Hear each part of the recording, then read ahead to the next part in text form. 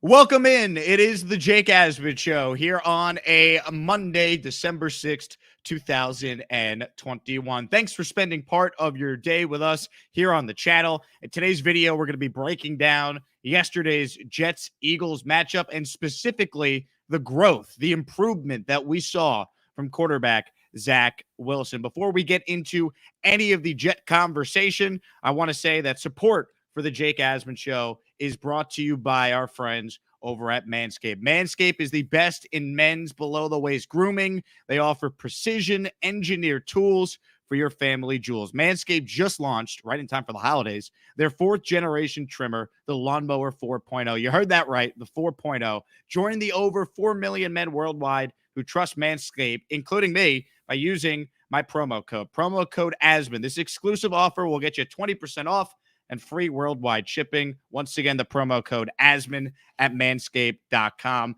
Check it out. I also ask, if you're new to the channel, you hit the subscribe button right over here. Smash the subscribe button. Smash the like button down below. And with that being said, let's bring on today's guest. If you watch Jet content on YouTube, you know who this guy is. He's the best in the biz. He talks all things Jets. He's also a diehard Islanders fan, which is why I also like him. He is Matt O'Leary, and he joins us now. Matt, appreciate the time, brother. Thanks for being with us. Absolutely. Love the intro. Very kind as always, Jake, and excited to chop it up about this game yesterday. So let's start. Yeah, I mean, let's start big picture, right? Like, we all could see the Jets defense stinks. I thought yesterday was just deplorable. I mean, the fact that they could never get off the field, the fact that they touched the ball for 70 seconds on offense in the third quarter. Like, a day later, I'm still livid about what we saw. Break down what you saw. What were your biggest takeaways from this loss?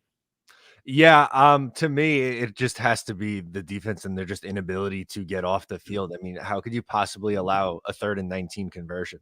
That's the biggest one that jumps out to me. I thought they were missing a ton of tackles. Looks like they just were unable to recognize a screen, and the inability to cover the tight end all these years later is still just a massive issue. And I mean, it's not anything you could fix in season. They need players on this defense. So this is just a free agency and draft issue at this point. We're kind of just trying to ride it out and see the development of some of the younger guys.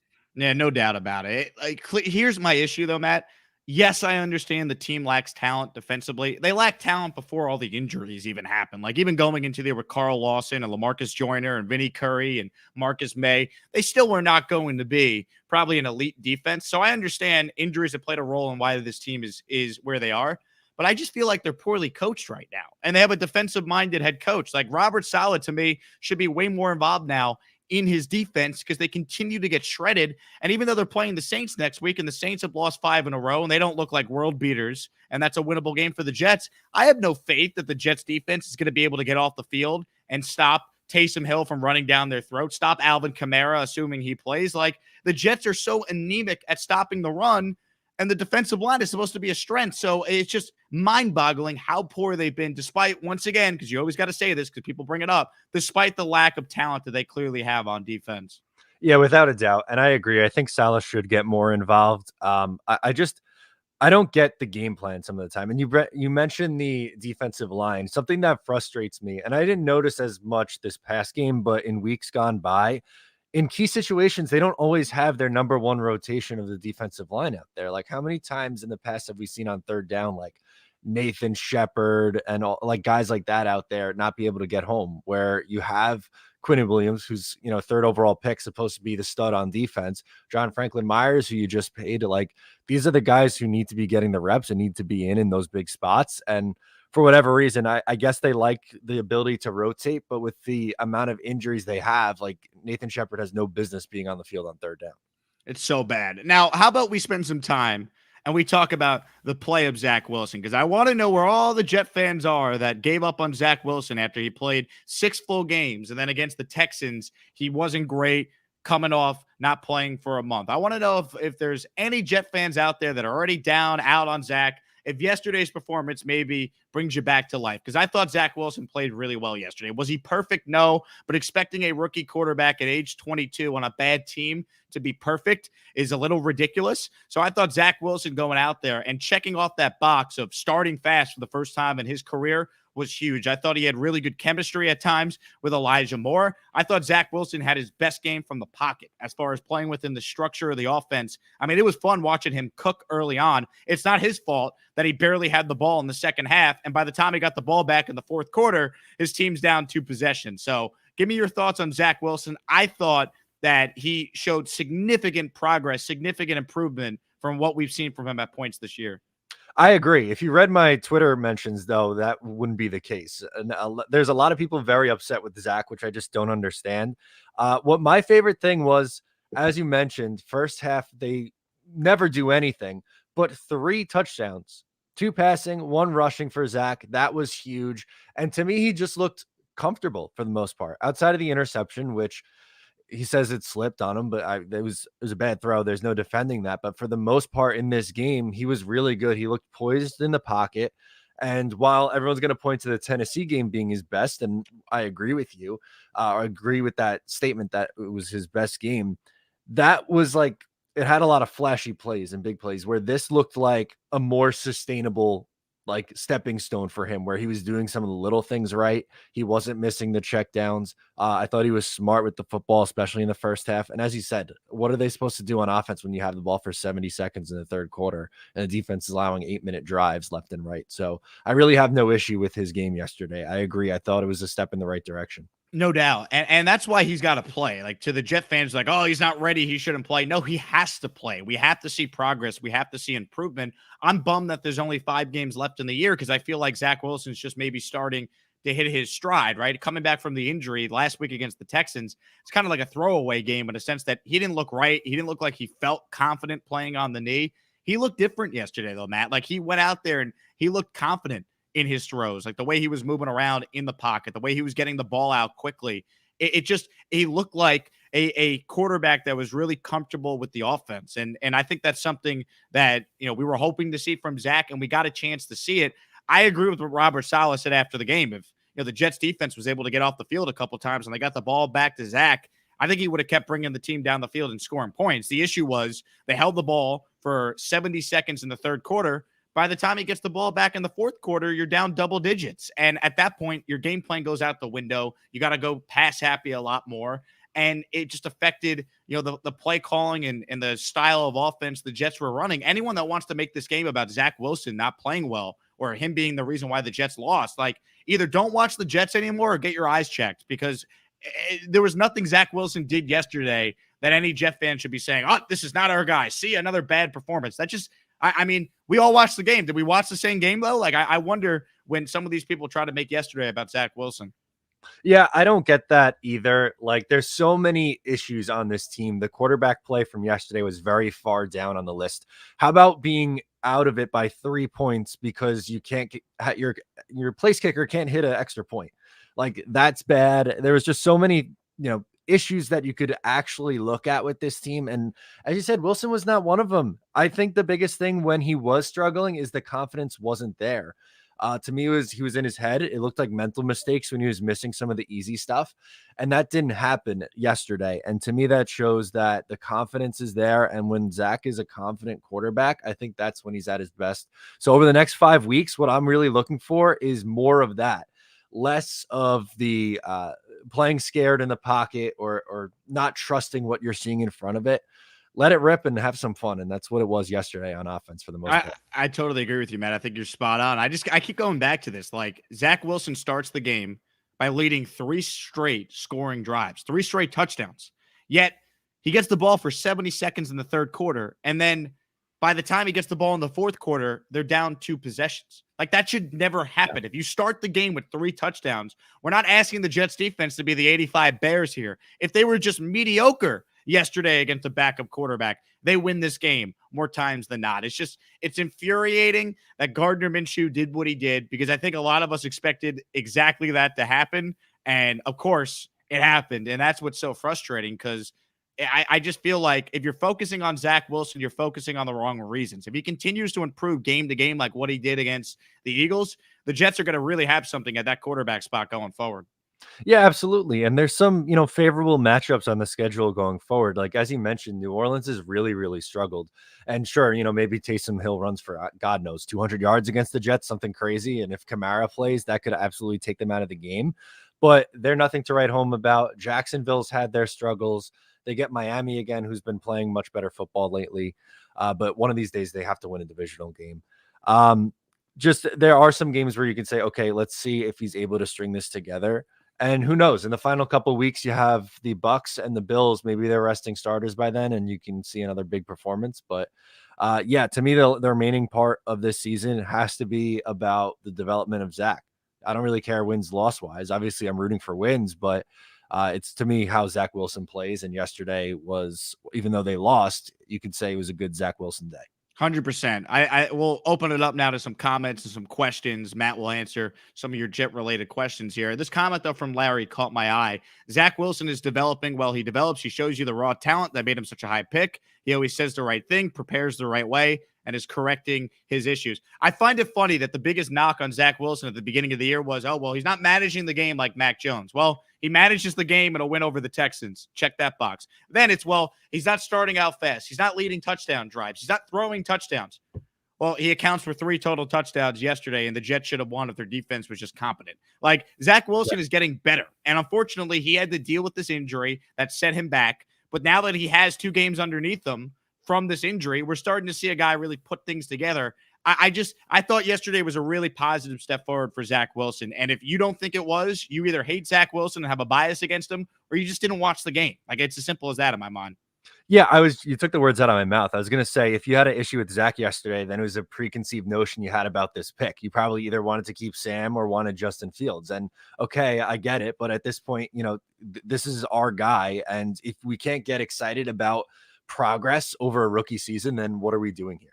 One thing Christopher notes here, and we should have talked about this. I think you maybe made this point. How many drops did the Jets have yesterday? There were a couple plays where, sure, maybe the throw from Zach wasn't perfect, but Elijah Moore has been great. I think he would tell you he should have had that play right before the interception that Zach Wilson threw. It's tough to get on Moore too much because Zach obviously still has to make a better decision there, but that's one mistake for a 22-year-old rookie. I could live with that. The Jets had far too many drops. I know Corey Davis is playing hurt, Matt, but I'm sorry, man. If you're out there, you got to make the play. That throw that Wilson made where Corey re-injured his groin, that was a heck of a throw. Maybe Zach's best throw all day with the lob pass, the touch on that ball. Too many drops yesterday, man. Like, Zach Wilson deserved better than, maybe what the final stat line even appeared to show. Yeah, without a doubt. I mean, it's just unbelievably frustrating that you pay a guy like Corey Davis in free agency to come in here and be a contested catch guy, and for him to have the drop issues that he's had. And like you said, he clearly isn't 100% right. But if you're going to be out there, you can't be a liability, which for the most part in this game, he was. He had that one really nice catch on 3rd down. But other than that, it was a very, very quiet day for him. Great point here from Kevin. Why is no one calling for a change at special teams coordinator?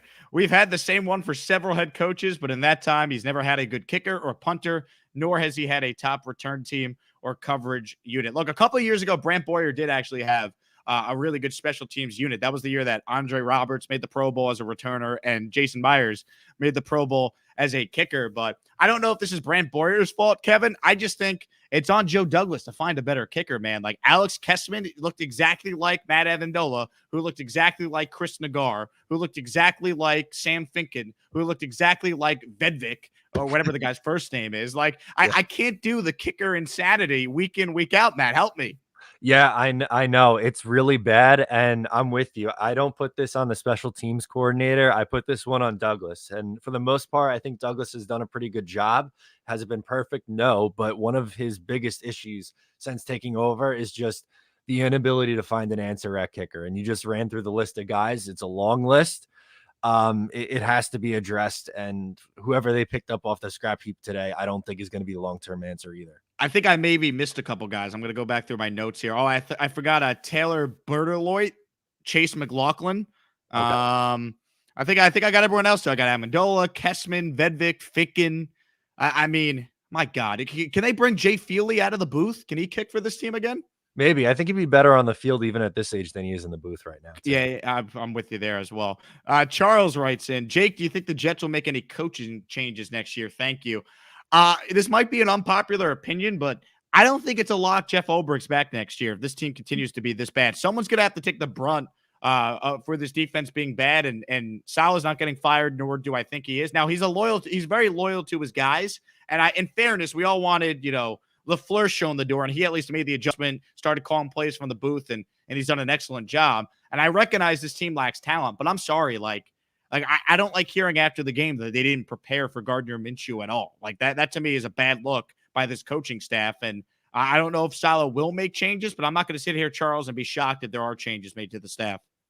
Yeah, it's definitely been bad, and it's embarrassingly bad right now on defense. I don't think that they're going to move on from him, though. As you said, Saleh's a loyal guy, and I think that they'd want to see this thing through with a semi-healthy defense. And I know that's kind of a cop-out answer by pointing back to the injuries, but I think from just a general managing perspective and from where the Saleh is as a head coach, I don't think he's going to bail on his guy after 1 year with the number of injuries that he's had. So while I agree it isn't good enough right now, and it's been a major issue, probably the biggest issue on this team, I'd be surprised if they made a switch like that. Yeah, I'm leaning towards no change, but I mean, if they just get destroyed these next couple of weeks here, maybe that opens the door.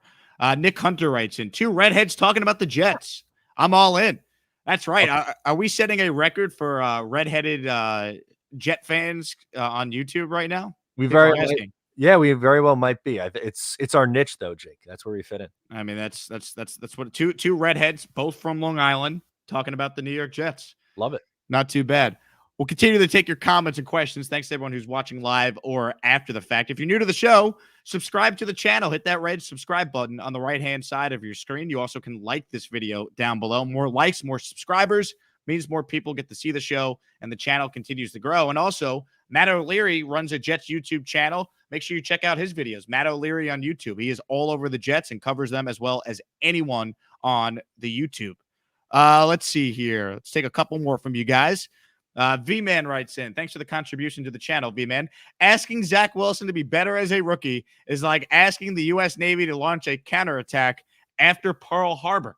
By the way, Saints suck in the elements. Look, I mean, I don't know exactly where to go with this comment, V-Man, but I'll tell you what, Zach Wilson is showing improvement, right? If you look at Zach Wilson's statistics from the first couple games of the year to his most recent games, it's significantly better from a completion standpoint, from a turnover standpoint. He's getting better. We saw legitimate progress from Zach Wilson yesterday, despite all the drops and despite the lack of, possession time the Jets had. Zach Wilson was the least of the Jet fans' problem yesterday. So, is this game against the Saints winnable next week? Damn right it is. Saints are struggling. They got a ton of injuries. And I'm sorry, Taysom Hill can't throw.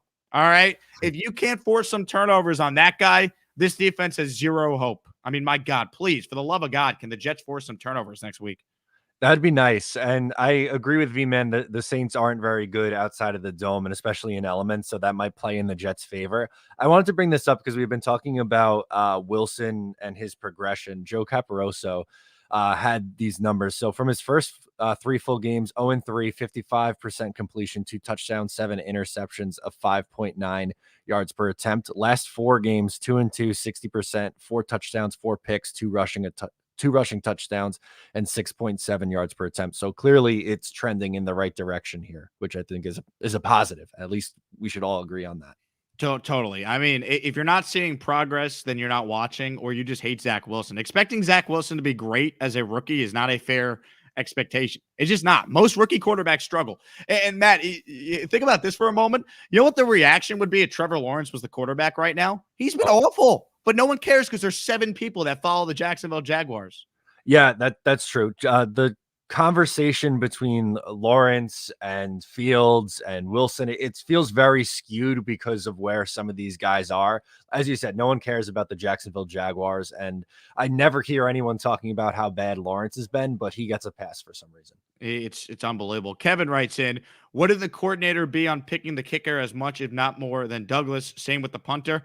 It's a fair question, Kevin. I don't know how much involvement Brant Boyer is at picking kickers. I mean, the reality is there's not that many good kickers, it seems. You could try out all these guys, and whoever's good in practice doesn't mean they necessarily are good in games. I'm sure Alex Kessman was good in practice this week, but then when the bright lights at MetLife Stadium come on, he couldn't hit a PAT. So, The Jets just might be cursed at the kicking position. I don't know.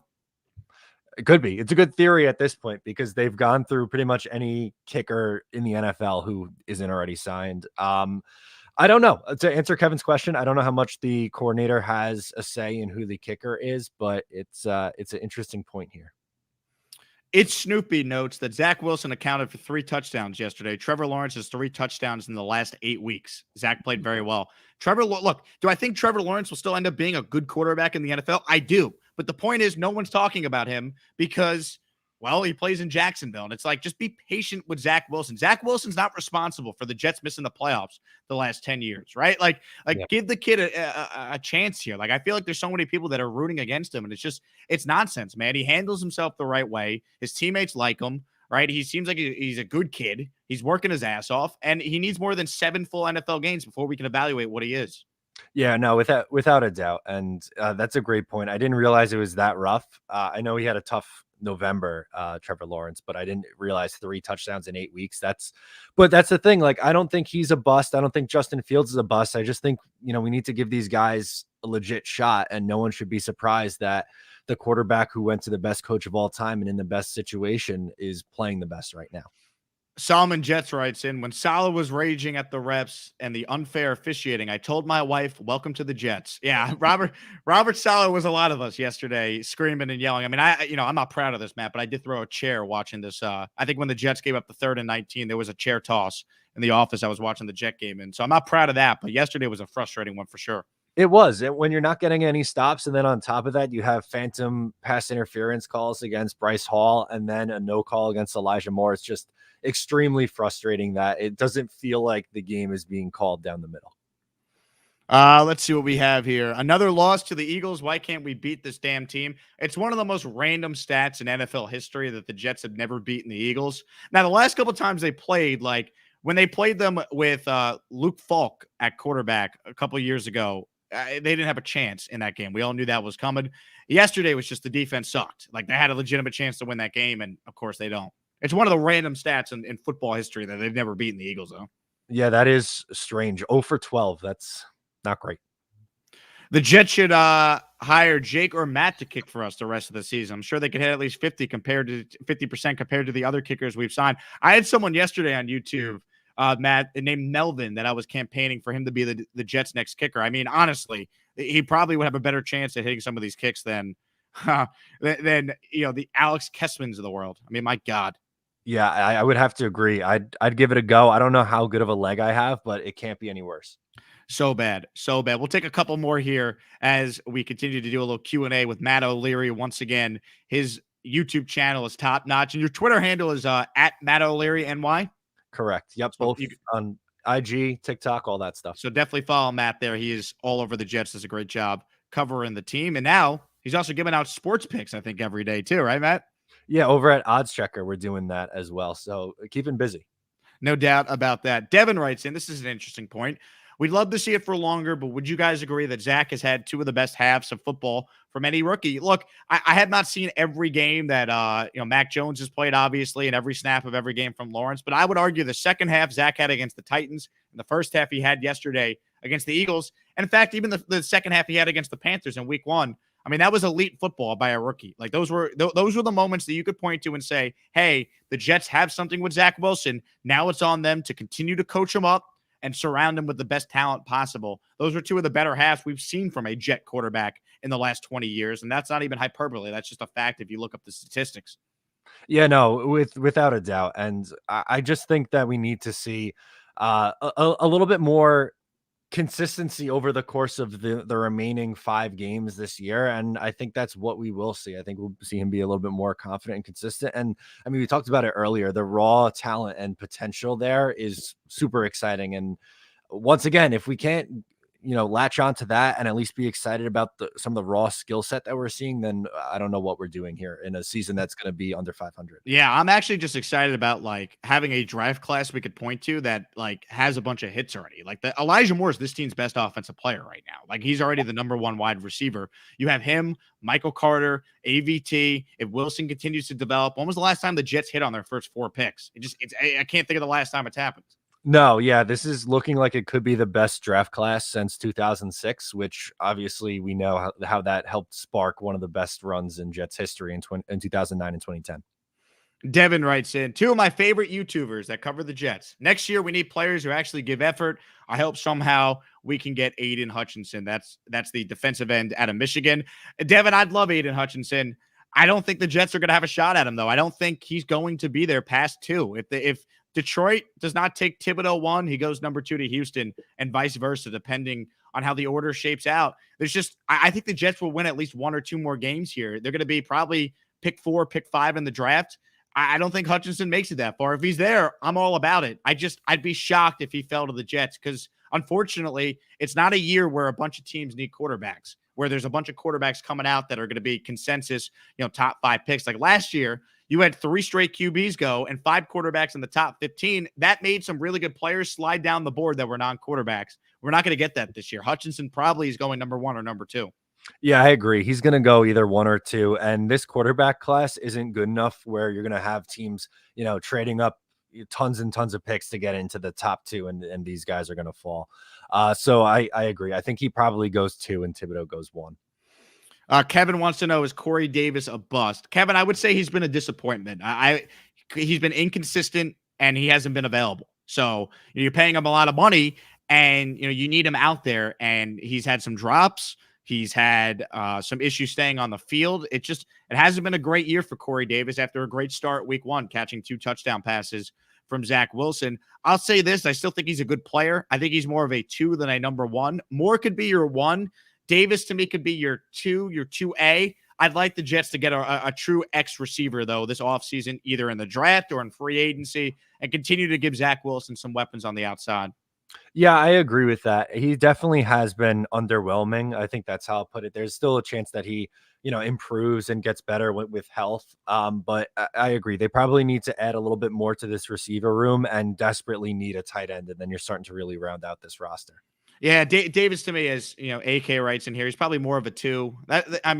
Look, there's nothing wrong with that. Like Corey Davis is still a good player, and the Jets were just bereft at the skill positions. But I actually think you look at this team going forward, like Elijah Moore, Jamison Crowder, I'd work on bringing him back. I think there's a role for him on this team. He's a consistent slot receiver. Corey Davis, if they could find another receiver, unfortunately, it doesn't look like that's going to be Denzel Mims. If they could find another receiver to continue to add to that room with Braxton Berrios and Mims for depth, like you actually have something there for Zach Wilson to work with. Yeah, no, without a doubt. And that's the key. As you said, the Jets were so, barren at the position that, signing and maybe overpaying for a guy like Corey Davis was just something that they had to do to get players in here. And maybe one more piece, look for something in the draft, look to bring in a free agent. And now you're really looking at a really deep wide receiver room, which would be nice. Jack notes the Jets don't have that big physical target for Zach to throw to. It's supposed to be Mims, but they don't use him. Doesn't seem like Mims has, been able to take advantage of the new regime here. And obviously Corey Davis, can be that big physical guy, but he's been in and out of the lineup. Jack's point at the end there in the comment, playmaking tight end. Oh my goodness, do I think the Jets need a tight end so badly, whether it's the draft or spending money on, I see someone wants Mike Gesicki, Vinny in the comments. To me, tight end needs to be a major priority for this team in the offseason. I'm tired of them neglecting that position, and we're stuck watching Ryan Griffin catch passes on Sundays. Right. No, this is a position where you need to sign one and draft one. Like they need to completely rebuild this room. So you have to allocate some serious resources on it. What would be your preference right now on what they do with the top 2 picks? Like, do you have a specific position you're targeting? Like, how do you feel, if you could have any 2 that is reasonable? Like, I don't think Hutchinson will be there, obviously, but I get asked the question about the draft all the time. I know you've done some excellent draft coverage on your channel. How do you feel right now what they should do with the 2 ones? Yeah, right now I'm still on edge, even if one of those 2 guys aren't there. I think that's what they're going to prioritize. And then with the later pick, I think you go a couple different directions. You can either go offensive line, maybe linebacker. I know people like Kyle Hamilton a lot. I'm just a little weary of taking a safety that high again, like with what you did with Jamal Adams. Or maybe like if you want to get your playmaking wide receiver there, why not? I won't hate it. I'm not going to hate the Jets actually trying to have a modern NFL offense for Zach Wilson. I'm not going to hate that. I also think, and I see AZN actually just makes this point, Do you think the Jets could trade back with one of their picks? I'm not against that either, Matt. I'm really not, because I think if you can get a future one by moving back, if one of these teams in the teens wants to come up to around the top 10 to get, one of these quarterbacks, because I don't think quarterbacks go in the top 3, but there's a chance Corral could be there in the teens. There's a chance that Pickett's could be, maybe like a fringe top 10 guy, like whoever the quarterback ends up being. Like Pittsburgh could use a quarterback. Washington could use a quarterback. Carolina, how funny that is, they could use a quarterback. Like there's going to be some teams that might want to come up, and the Jets are a perfect team that could trade back, get an extra one, and still get a really good player if they're picking in the top 15 after the trade back. Yeah, I agree with that, and especially after trading up to get Elijah Vera Tucker last year, you could kind of recoup some of those picks. Not that I had any issue with trading up for AVT, but if you want to play, the game of having as much draft resources as possible, then yeah, you can move one of those back and get an extra one. Why not? Spencer Lindenbaum, a guy I got to talk to you about. Are you as bullish on him as it seems like a lot of people on Jets Twitter and Jets YouTube are? I love Lindenbaum. I would absolutely love it if he was the center of the future on this team. I think he is someone who's worthy of a top 10 pick. I know that's kind of crazy to think a center going that high, but I think he is a legitimate difference maker. And I know he's been better this year, but I'm just sick of Connor McGovern. Yeah, I've had enough of that. I want to get back to the Kevin Mawide and Nick Mangold elite center days for the New York Jets. Wouldn't that be nice? Jason Picker writes in, if the Jets pick ahead of the Giants, someone may want to leapfrog them for a QB. Yeah, I don't know if the Giants are going to go quarterback either. They're kind of in no man's land. See, the Giants are in a way worse spot than the Jets. They don't have a GM. We have no idea if their head coach is any good. And ultimately, they're in a spot where at least the Jets last year with Darnold, like it was a loaded quarterback class and they were going to pick second overall. What do the Giants do? Like they're in no man's land right now. Like as bad as the Jets have been, I'd much rather be the New York Jets for the next, 3 to 5 years than the Giants in their current situation. I agree with you there. You're right. They are stuck in no man's land. Number one, what do they do with their general manager? Is he going to want to keep the coach? Is he going to want to keep the quarterback who, Jones has been up and down. I'd say you probably would want to move on, but is there a guy in this quarterback class that jumps out to you who could be a franchise guy? I'm not quite sure. I don't know. It doesn't seem like it. And like, are you really going to bring Daniel Jones back for year 4 if you're Joe Judge, make or break year for you? That's the biggest thing. The Joe Judge has to come back. Why? If you're going to get rid of Dave Gettleman, let him pick his new head coach. I agree with that. It would make no sense to bring Judge back and fire Gettleman. You got to let the new GM pick his guy. No doubt about it. Matt, this is always a ton of fun, man. Tell people, for anyone just tuning in late, where they could find you on social media and where they could obviously find your YouTube content.